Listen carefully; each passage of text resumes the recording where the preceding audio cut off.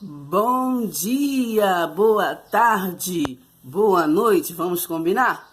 Vamos nesse momento estar lendo Mateus 7, diz assim: não julguem, e assim vocês não serão o quê? Julgados, né? O ser humano tem a mania de estar sempre julgando o outro, né? Sem olhar para si próprio. Né? Porque como vocês julgarem os outros, vocês também serão julgados, e a medida que usarem também será usada para medir vocês. Né? Às vezes a vida da gente, das pessoas, da gente fica atrasada. Por quê? Porque nós não temos tempo de olhar para ela, porque nós sempre estamos olhando para a vida do outro, como que o outro é, como que o outro age, e não olhamos para a nossa. Versículo 3. Por que se preocupar com o cisco no olho de um irmão quando você tem uma tábua no seu próprio olho, né?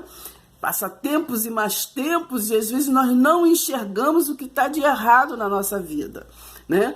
O que não vai para frente, que não deixa a gente prosseguir, né? Ir para frente, como Filipenses 3 diz assim, nós temos que prosseguir para a soberana vocação em Cristo. Mas muitas coisas das nossas atitudes, do nosso dia a dia, do nosso mal entendimento, né? Porque tem pessoas que falam assim, eu sou assim, eu nasci assim, não quer mudança, né? Não admite mudança, não admite que tem possibilidade de estar errado, né? De ter por um tempo pensado errado, de ter aprendido, né, com o antepassado, com os avós, com fulano, com ciclano, com os mestres, né? Que pode ter aprendido errado. Na Bíblia nós fazemos a exegese, tiramos da Bíblia a essência, né, para fora. E muitas das vezes nem todo mundo, né, tira da forma correta. Senão assim, se fosse assim, né, todos teriam unidade na mesma visão do Evangelho da Graça. Mas como como estão divididos, né? Assim, as mentes estão divididas no seu entendimento, por isso tem vários caminhos, né? Como Jesus diz que ele é o caminho. No versículo 5, ele diz assim: hipócrita, livre-se da tábua primeiro que está no teu olho, né? Que não deixa você enxergar, para depois querer estar tirando o cisco, né, do olho do teu irmão. E às vezes nós queremos pregar o evangelho, insistir, né, para uma pessoa, e nós não olhamos para nós mesmos. De repente, nós não vivemos o evangelho. E como queremos pregar o evangelho, né? Versículo 6. Não deem para os cães, né, o que é sagrado. O que é sagrado? A palavra de Deus, né? A palavra de Deus.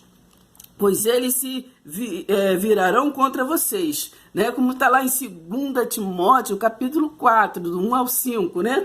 Realmente eles não gostam de ouvir hoje, em 2020, né, essa palavra que está infiltrando, né, nas mentes, que é a graça de Deus, porque durante muitos anos as religiões viveram que Moisés, Abraão, Melquisedeque, entende? Então, o contexto do evangelho, né?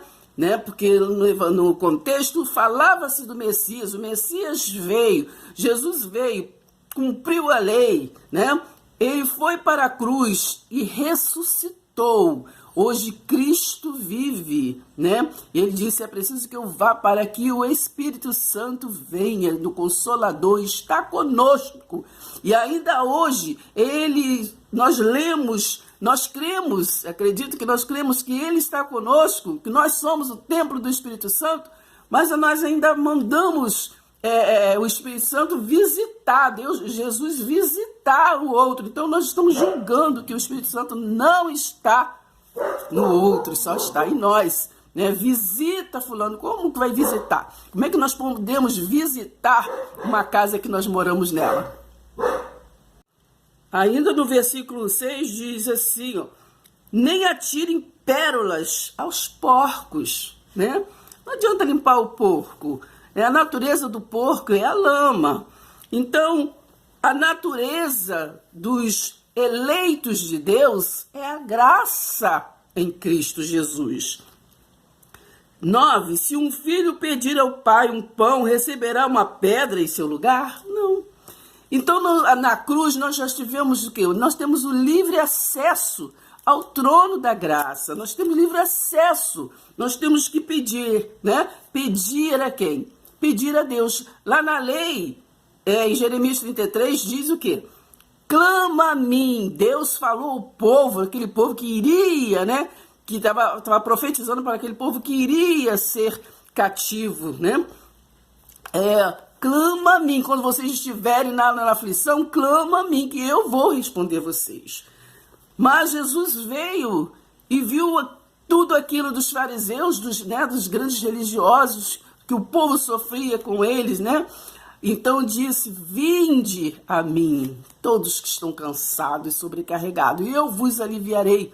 Jesus não veio trazer religião, Jesus veio trazer unidade na sua visão, que é a graça de Deus.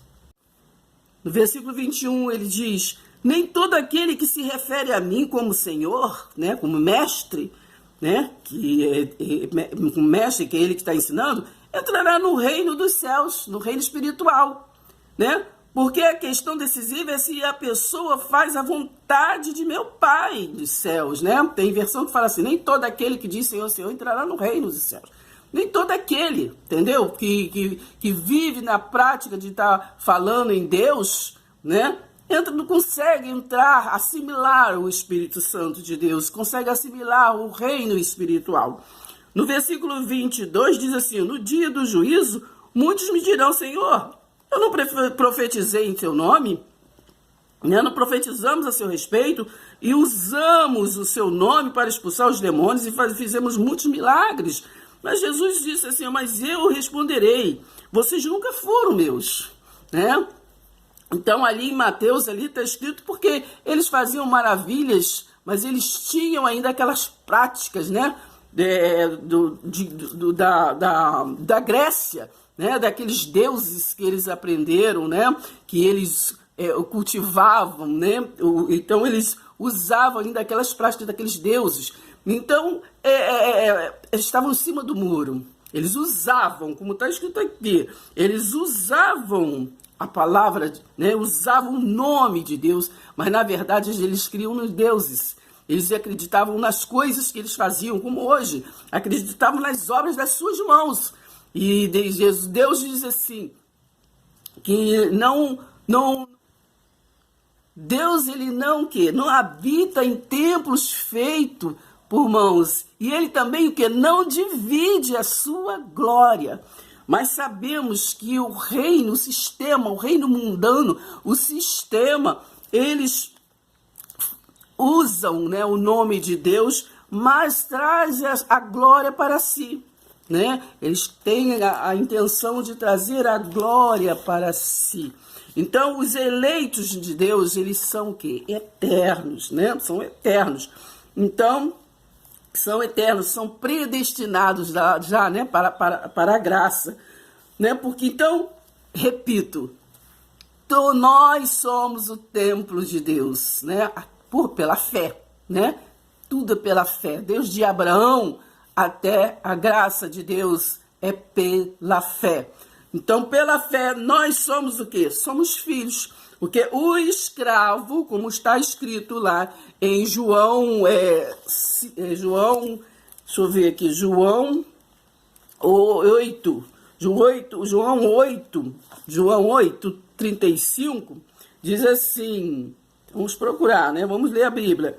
O escravo não fica sempre na casa, o filho sim, para sempre, né? O escravo, ele só trabalha, faz obras, mais obras, mas depois ele vai embora, né? Tanto é que Mateus 7,21 diz, fiz maravilha, fiz isso, fiz aquilo outro, mas Jesus falou, não vos conheço. Então é isso. Então, no João 8, versículo 35, diz assim, o escravo não fica sempre na casa, o filho sim, para sempre. Se, pois, o filho vos libertar, verdadeiramente sereis livre. Você é livre? Então foi o Filho de Deus que te libertou.